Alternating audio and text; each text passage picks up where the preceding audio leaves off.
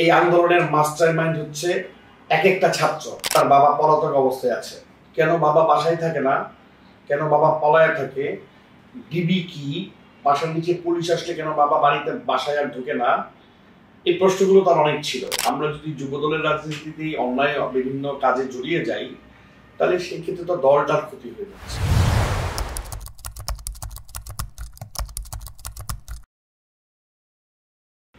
চব্বিশের গণঅভ্যুত্থানটা তো আসলে মানে এটা একটা ম্যান্ডেটরি প্রভিশন ছিল যে পৃথিবীর অন্যান্য দেশের যত ফ্যাসিস্ট ছিল, সেই গাদ্দাফি থেকে শুরু করে সারা বিশ্বে হিটলার থেকে শুরু করে প্রত্যেকেরই যেমন পতন হয়েছিল, আমাদের কোরআনে বর্ণিত যেমন ফেরাউন নমরুদের পতন হয়েছিল, তেমনি বাংলাদেশেও এরকম এক ফেরাউনের উত্থান হয়েছিল যার নাম ছিল শেখ হাসিনা। 2008 সাল থেকে 1/11 পরবর্তীতে স্থূল কারচুপির মাধ্যমে শেখ হাসিনা পাতানো নির্বাচনের মাধ্যমে ক্ষমতায় আসে তৎকালীন 1/11 সরকারের কূটকৌশলীদের। তারপর তার যে ফ্যাসিজম সে 15 বছর 6 মাসে রপ্ত করেছিল, তার পতনটা ছিল অবশ্যম্ভাবী, কিন্তু প্রক্রিয়াটা ছিল দীর্ঘদিনের। ইতিপূর্বে পৃথিবীর বিভিন্ন দেশের ফ্যাসিজম 21 বছর, 25 বছর, 32 বছর, 35 বছর, 42 বছর পর্যন্ত ছিল, সেগুলোরও পতন হয়েছে। তো আমরা জানতাম একদিনের পতন হবে। আমরা যারা বাংলাদেশ জাতীয়তাবাদী দলের আদর্শের রাজনীতি করি, যারা গণতন্ত্রের রাজনীতি করি, আমরা মনে করি যে হাসিনার 24-এর পতনটা এটা ছিল একটা অবশ্যম্ভাবী। আল্লাহ পাক যেভাবেই হোক না কেন সেই পতন তাকে ঘটাবেন, কারণ সে অহংকারী হয়ে উঠেছিল, সে ফ্যাসিস্ট হয়ে উঠেছিল, সে মানুষকে মানুষ মনে করছিল না, তার পতন হতোই। আমি মনে করি এটা আল্লাহর পক্ষ থেকে আমাদের বাংলাদেশের উপর সবচেয়ে বড় গিফট।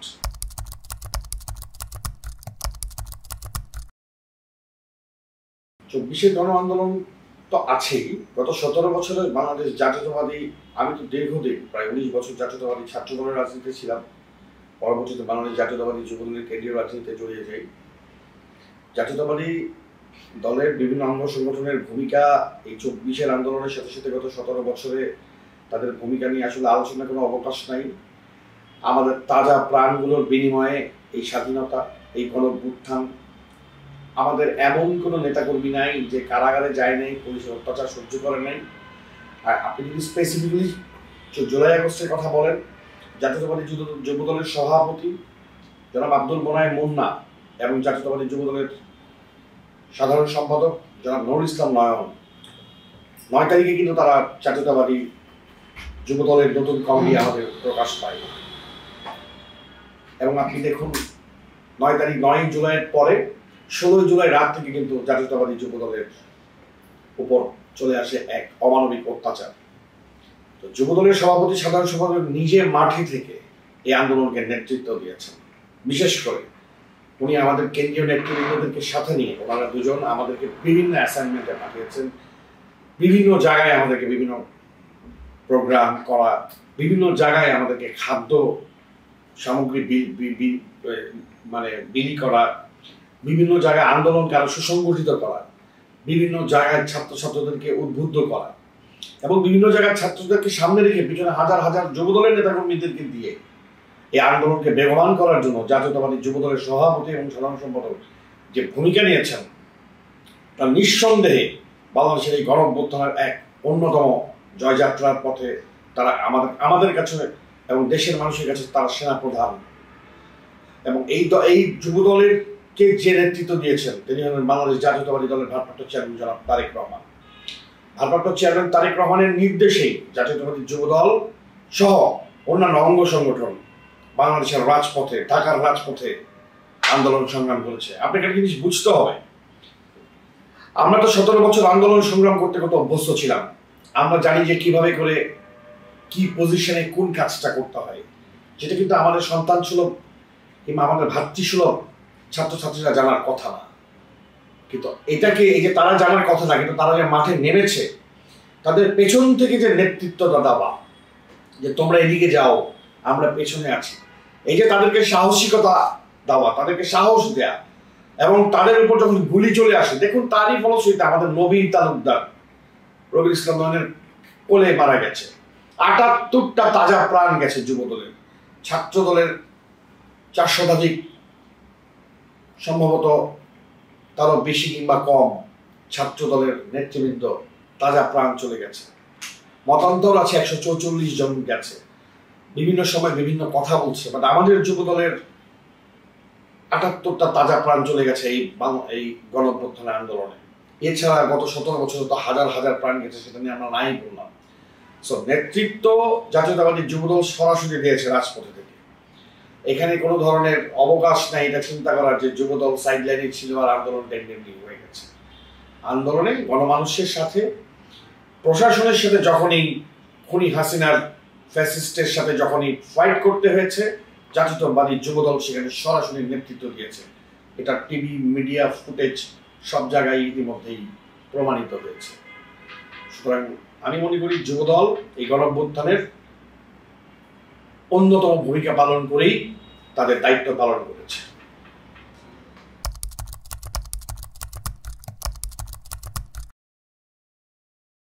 আমার কাছে তো মাস্টার মাইন্ড হচ্ছে আমাদের ওই মুহূর্তে ঢাকার রাজপথে যে রিক্সাওয়ালাটি একটি পানি আরেকজন মানুষকে পানি খাওয়াইতে সাহায্য করছে, সে একজন মাস্টার মাইন্ড।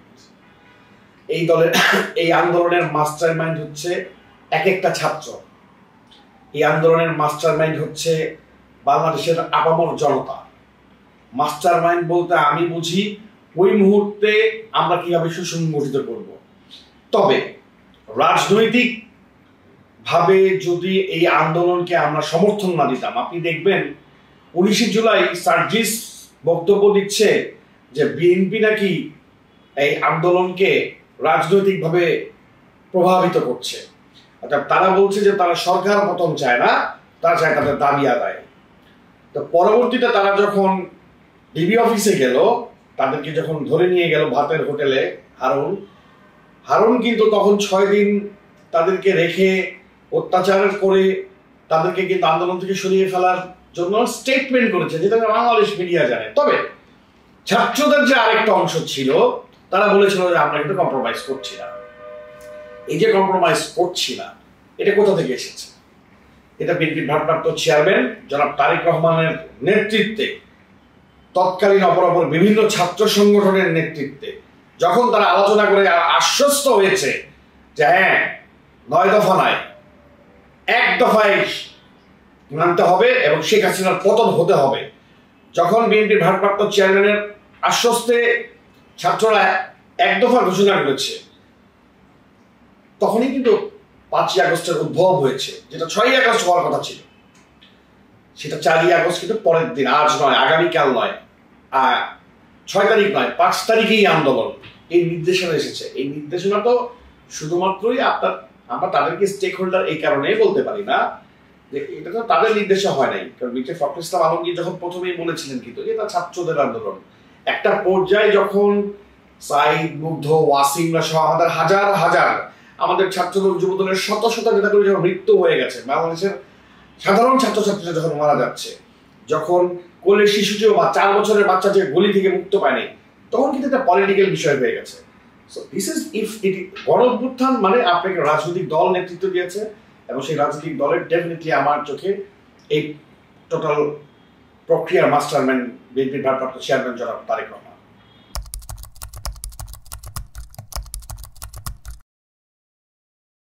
আমার দৃষ্টিতে জুলাই আগস্টের টার্নিং পয়েন্ট ছিল হচ্ছে আবু সাইদকে যখন ওপেন ফায়ার করা হলো, ওয়াসিমকে যখন চট্টগ্রামে ফায়ার করা হলো, এবং ঠিক তার একদিন পরে যখন মুগ্ধ ফায়ার হলো। একটা ছেলে আছে, তার মা ইংলিশ মিডিয়ামের ছাত্র, আমি ফারাজ যখন মার্ডার হলো পুলিশের গলিতে, ওই 2-3 দিনের ঘটনা, এবং তার সাথে সাথে যখন এটাকে পলিটিসাইজ করে ফেলেছে 16ই জুলাই বিএনপি অফিসে যখন হামলা হলো, বিএনপি অফিসে যখন 6টা অস্ত্র সহ 7টা অস্ত্র সহ বিএনপি অফিসকে কর্ডন করে ফেলা হলো, পরে Awami League fascist government turn into this গণঅভ্যুত্থান to the political point. Politically যখন এটাকে দিয়ে ফেলে, তখন পলিটিক্যাল মানুষজন তারা বসে থাকবে না, সাথে সাথে সেটা টার্নিং পয়েন্ট হিসেবে পরদিন থেকে কিন্তু 17 জুলাই থেকে কিন্তু আপনি দেখবেন, আপনারা ইতিমধ্যে শুনেছেন বিএনপির ভারপ্রাপ্ত চেয়ারম্যান সরাসরি আমাদেরকে নির্দেশ দিয়েছেন যে পরের দিন যে জানাজা ছিল আবু সাঈদ এবং ওয়াসিমের জন্য যে গায়েবানা জানাজা ছিল, সেই জানাজাকে সফল করতে হবে, এবং সেখান থেকেই কিন্তু আন্দোলন একদম মানে সারা বাংলাদেশে ছড়িয়ে গেল। আমি মনে করি that was the turning day and turning point.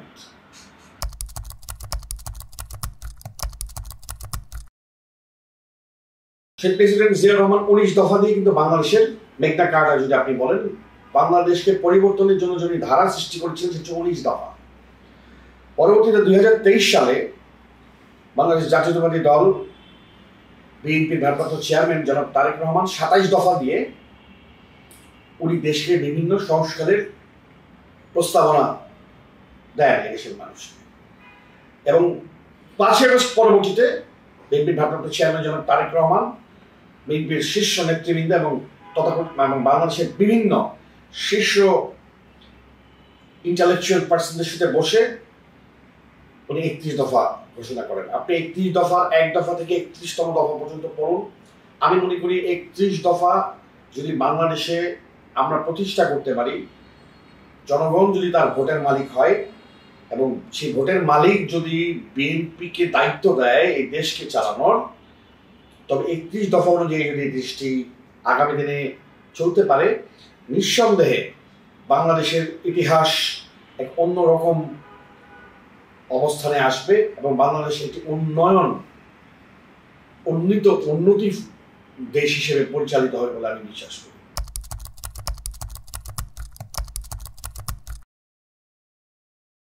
আসলে সংসদ, আমাদের জাতীয় সংসদের কাজটা কি?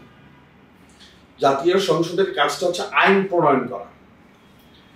বাংলাদেশের স্বার্থে যখনই যে আইন প্রণয়ন করতে হবে সেগুলোকে তৈরি করে দেওয়া। তার সাথে সাথে আরেকটা কি কাজ? বাজেট নিয়ন্ত্রণ করা।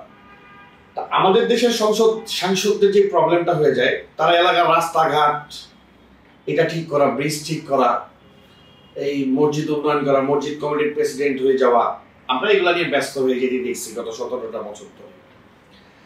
আমরা বিশ্বাস করি আমাদের দল বিএনপির ভারপ্রাপ্ত চেয়ারম্যান জনাব তারেক রহমান, উনি আমাদের তারুণ্যের প্রতীক।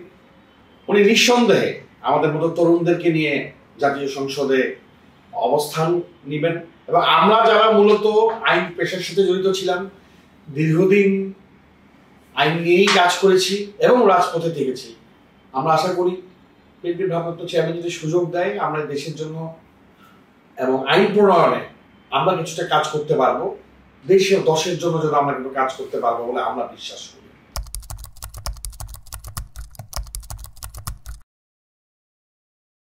দেখুন, একটি দলে যেমন বয়োজ্যেষ্ঠদেরও দরকার আছে, তেমনি তরুণদেরও দরকার আছে, অভিজ্ঞতারও যেমন দরকার আছে, ঠিক তেমনি অনভিজ্ঞ অনেক বুদ্ধিও কিন্তু দরকার আছে।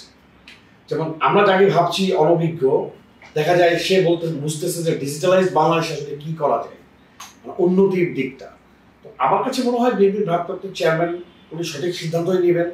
উনি সিদ্ধান্ত নেবেন কারা কারা নেতৃত্ব দিবে, কারা কারা জাতীয় সংসদে আসবে এবং এই দেশের উন্নতিটা কিভাবে হবে। আমি বিশ্বাস করি যে অবশ্যই তারুণ্য নির্ভর না হলেও তরুণরা আগামী বাংলাদেশ বিনির্মাণে গুরুত্বপূর্ণ ভূমিকা পালন করবে, এবং বিএনপির ভারপ্রাপ্ত চেয়ারম্যান সেই সুযোগটি অবশ্যই দিবেন। কারণ উনি বাংলাদেশের বিগত 17 বছর আন্দোলন সংগ্রামে উনি তো সরাসরি নেতৃত্ব দিয়েছেন, উনি প্রত্যেকের ভূমিকা সম্পর্কে জানেন। আমি বিশ্বাস করি উনি যাদের যাদের ভূমিকা ছিল, যারা ওই প্রত্যেকটা জায়গায় কিন্তু একটা এক্সপার্টিং ব্যাপার দরকার আছে, যে কে কোন ব্যাপারে এক্সপার্ট। আমার মনে হয় ভারপ্রাপ্ত চেয়ারম্যান স্যার জানেন যে কে কোন ব্যাপারে এক্সপার্ট। সো উনি ভুল করার কথা না। আমরা বিশ্বাস করি the king can do no wrong, আমাদের রাজা কখনো ভুল করতে পারে না। বিএনপির ভারপ্রাপ্ত চেয়ারম্যান হচ্ছে আমাদের মুকুট, সুতরাং উনি যা সিদ্ধান্ত নেবেন সেটাই ভালো হবে বলে আমরা বিশ্বাস করি।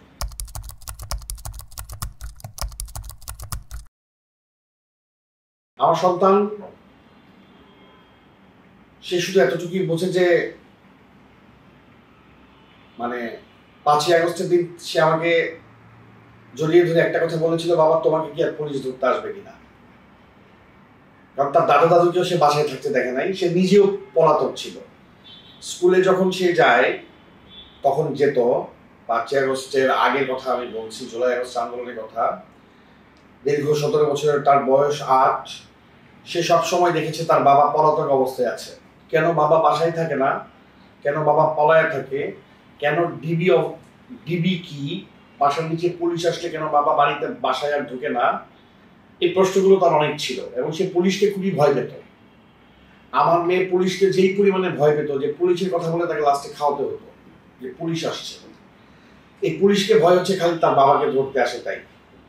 সো সে তো 3-4 বছর বয়স থেকে পর থেকেই দেখতেছে যে বাবাকে ধরতে আসে এবং সবচেয়ে বড় কথা তার সাথে আমার একটা ছবি আছে যে আমি তার মতো 6 মাস বয়সে আমি কারাগারে। তো সেই কারাগারের ছবিটা তো সে দেখে যে বাবা কারাগারে, সে দেখে যে আমার হাতে হ্যান্ডকাফ পরা, আমার স্ত্রীর পাশে মানে আমার স্ত্রীর কোলে সে, আমি তাকে ছবিটা দেখায় বাবাকে কিন্তু এভাবে নিয়ে যায়। সে প্রায় তার মার কাছে দেখে যে আমি কাঠগড়ায় দাঁড়িয়ে আছি, এভাবে বিচারের মানে দোষী হিসেবে কোর্টে দাঁড়িয়ে আছি, সেই ছবিগুলো সে দেখে পেপার মিডিয়ায়। তার কাছে আমি চাই যে এই যে ভীতিটা তার মুক্ত হোক। এবং এই যে আমাদের সন্তানরা দেখুন, গত 17 বছরে আমাদের শুধুমাত্র আমার সন্তান না, আমাদের মতো লক্ষ লক্ষ নেতাকর্মীর সন্তানরা এমন একটি ট্রমাটাইজের মধ্যে হয়ে গেছে। এই যে গুম খুন হয়েছে তারা, আমি দেখেন গত 4 আগস্ট বাংলাদেশ জাতীয়তাবাদী যুবদল আয়োজিত একটি প্রোগ্রাম হলো, সন্তানদের যে আহাজারি, সেই আহাজারিতে থাকা যাচ্ছিল না, মানে কান্না, বাবা কই বাবা কই, এই যে বাবা নাই, এই যে কষ্ট। আমরা চাই বাংলাদেশটা এরকম না হোক, এইভাবে নিরস্ত্র ক্রসফায়ার, এইভাবে মানুষের উপর মৃত্যু, গোলাগুলি যেটা করছে শেখ হাসিনা গত 17 বছর 5ই আগস্ট পর্যন্ত, এগুলো না থাকুক। আমরা চাই আগামী বাংলাদেশটা সন্তানরা সুরক্ষিত থাকুক, অন্তত এই ভয় না পায় যে তার বাবাকে মেরে ফেলতেছে কেউ, তার বাবাকে প্রশাসন মেরে ফেলতেছে। আমরা চাই তারা শুধুমাত্র এটা বুঝুক, মৃত্যুর নিশ্চয়তা হবে, একজন মানুষের মৃত্যুটা হবে স্বাভাবিকভাবে, সুন্দরভাবে। এই তাদের এই ভীতিটাকে যেন আমরা মুক্ত করতে পারি, সেটাই হচ্ছে আগামী বাংলাদেশের আমার কাছে চাওয়া, যে প্রতিটা মৃত্যু সুনিশ্চিত থাকুক। এইভাবে অনিশ্চিত মৃত্যু দিকে বাংলাদেশ ধাবিত না হোক। রাজনৈতিক কারণে, আদর্শিক মতান্তরের কারণে ওই হত্যা, রাহাজানি, খুন এগুলো বন্ধ হোক। এই দেশের কাছে আমি যদি কোনোদিন এই বাংলাদেশ জাতীয়তাবাদী দলের আমার মৃত্যু পর্যন্ত আমি কর্মী হিসেবে থাকতে চাই, আমি যদি কোনোদিন সুযোগ পাই আমি এই কথাটা বলে যাব যে এই দেশের আমাদের সন্তানরা যেন একটা ভালো কাউন্সিলের মাধ্যমে বড় হয়।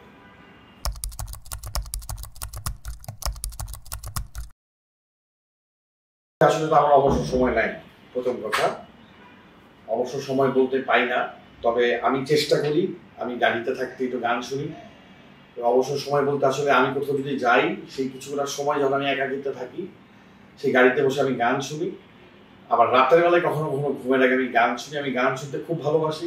একটা সময় আমি টুকটাক গিটার বাজাতাম। গান শোনাটাই আমার সবচেয়ে পছন্দের কাজ। এছাড়া বাকিটা সময় তো আমাদের নেতাকর্মীদের সাথে আমার চলে যায়। এটাই হচ্ছে আমার আসলে। এবং হ্যাঁ, নেতাকর্মীরা যখন কম আসে তখনও খারাপ লাগে, তাদের সাথে থাকতে আমার বেশি ভালো লাগে, আমি সেটা এনজয় করি। এই তো এইভাবেই চলে যায় আমার জীবন।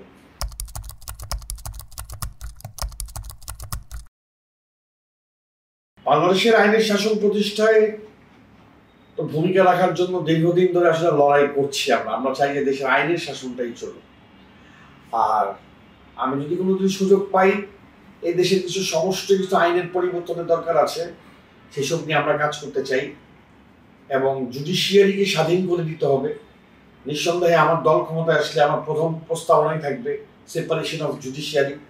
জুডিশিয়ারি যদি স্বাধীন থাকে, তাহলে এক্সিকিউটিভ বডি যদি আলাদা থাকে, তাহলে কিন্তু ক্ষমতার ব্যালেন্স হয়।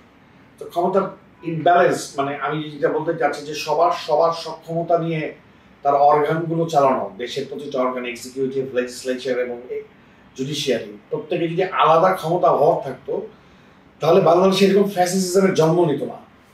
ফ্যাসিজমের জন্য জন্ম না হয় আরেকটা শেখ হাসিনা, যেটা কোনোদিন কেউ না হয়। সেই কারণে আমি মনে করি জুডিশিয়ারিকে সেপারেট করাটাই খুব গুরুত্বপূর্ণ।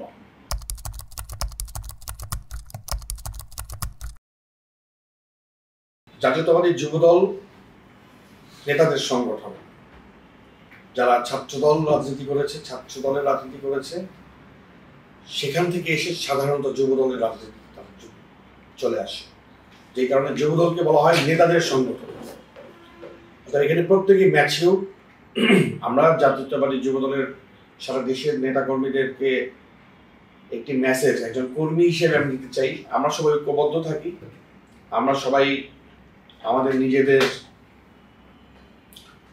রাজনীতিতে গ্রুপিং সৃষ্টি না করে আমরা দলের সেন্ট্রাল প্রেসিডেন্ট সেক্রেটারি যেভাবে যা বলেন আমরা সেই কাজটা শুনি, আমরা আমাদের প্রভাব বিস্তার বাদ দিয়ে দলের আদর্শকে যদি আমরা সঠিকভাবে মেনে চলতে পারি, এই জাতীয়তাবাদী যুব দলের প্রত্যেক নেতৃবৃন্দই একদিন না একদিন তো বিএনপির দায়িত্বই যাবে।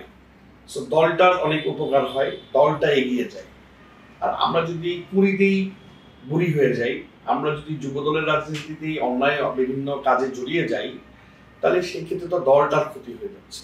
তাই আমি মনে করি আমাদের যুব দলের নেতা কর্মীরা এখন পর্যন্ত দেখুন, যুব দলের কি অন্যায় করে শাস্তি পায় নাই এমন কেউ নাই। আমাদের সেন্ট্রাল প্রেসিডেন্ট সেক্রেটারি অত্যন্ত এই ব্যাপারে কঠোর, ওনারা অন্যায় করেছে আর কাউকে ছাড় দিয়েছে একটি ঘটনাও নাই, সাথে সাথে বহিষ্কার। বরং এমন হয়েছে মিডিয়া ট্রায়ালের কারণে অনেকে বহিষ্কার হয়েছে, পরবর্তীতে আমরা দেখেছি যে তার কোনো দোষ নাই। তো সেখান থেকেও যেন আমাদের সেন্ট্রাল প্রেসিডেন্ট চেষ্টা করছে সেটার থেকেও একটু দেখতে, যেই কারণে মানে সেখানেও ছাড় দিতে, যেই কারণে আমাদের সেন্ট্রাল প্রেসিডেন্ট তদন্ত করছেন। আপনারা বিভিন্ন আমাদের যুব দলের পেজগুলোতে দেখবেন আমরা কিন্তু বিভিন্ন তদন্তে বিভিন্ন ঘটনায় পাঠিয়ে দিই। তো সেন্ট্রাল প্রেসিডেন্ট যখন তদন্তে পাঠান এবং সঠিক তদন্তের মাধ্যমে যেটা ঘটনা আসে তখন তারা এখন বহিষ্কার করছে। তো এবং যুব দলের কোনো লোক মানে কোনো নেতা কর্মী অন্যায় করে ছাড় পায় নাই, যেমন প্রশাসনিক ভাবেও পায় নাই, তেমনি দলীয় ভাবেও পায়। তাই আমরা বিশ্বাস করি যুব দল সুসংগঠিতভাবে এগিয়ে যাবে। দলের চেয়ারপারসন ভারপ্রাপ্ত চেয়ারম্যান জনাব তারেক রহমানের সঠিক নির্দেশনা অনুযায়ী যদি আমরা চলতে পারি, ওনার নির্দেশনা যদি মেনে চলে সবাই, আগামী দিনে বিএনপির নেতৃত্ব জাতীয়তাবাদী যুব দলের হাজার হাজার নেতা কর্মীরাই দিবে। সুতরাং তাদের প্রতি আমাদের একটি মেসেজ, সবার জন্য শুভকামনা, আমরা যেন সবাই শান্ত হয়ে দলের নীতি ও আদর্শ মোতাবেক চলতে পারি। এটাই। ধন্যবাদ আপনাদের সবাইকে, ধন্যবাদ আজকের সাক্ষাৎকার গ্রহণের জন্য।